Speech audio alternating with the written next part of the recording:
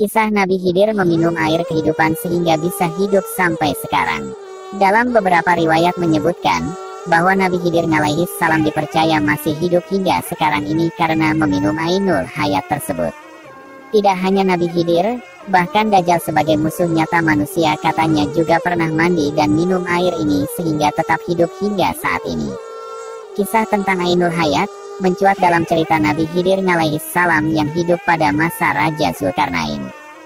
Dalam riwayat Aqsa, Labi dari Imam Ali dikisahkan bahwa Zulkarnain adalah seorang raja yang disegani dan ditakuti orang di seluruh dunia pada zamannya.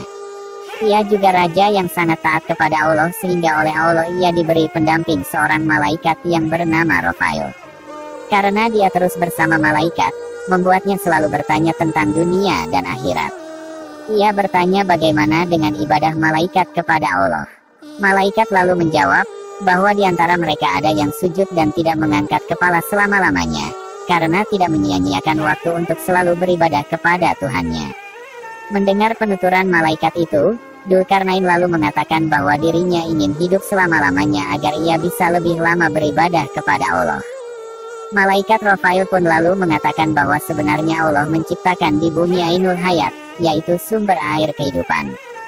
Siapapun yang meminum air itu, maka ia tidak akan mati sampai hari kiamat atau jika ia memohon kepada Allah untuk dimatikan.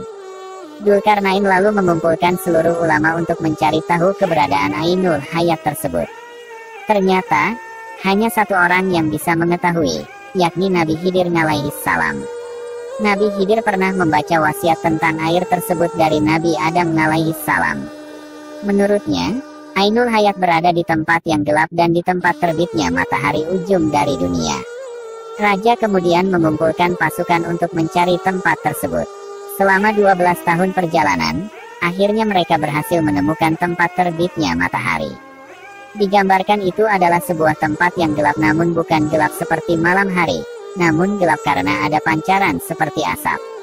Kemudian, Raja Iskandar Zulkarnain mulai memasuki tempat tersebut bersama Nabi Khidir dan beberapa tentara yang ikut masuk.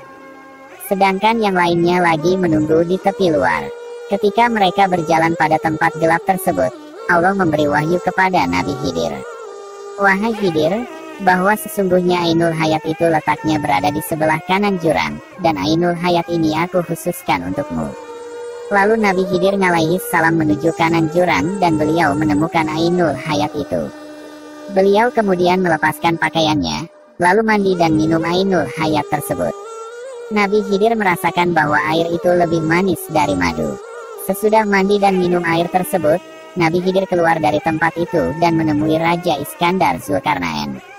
Raja tidak mengetahui apa yang telah terjadi atas diri Nabi Khidir alaihi salam. Wallahu a'lamu bishawab. Sebagian ulama percaya bahwa atas izin Allah dan karena mandi dan minum Ainul Hayat tersebutlah Nabi Khidir bisa hidup hingga saat ini. Namun bagaimana yang sesungguhnya semua hanya milik Allah semata. Wallahu a'lamu bishawab.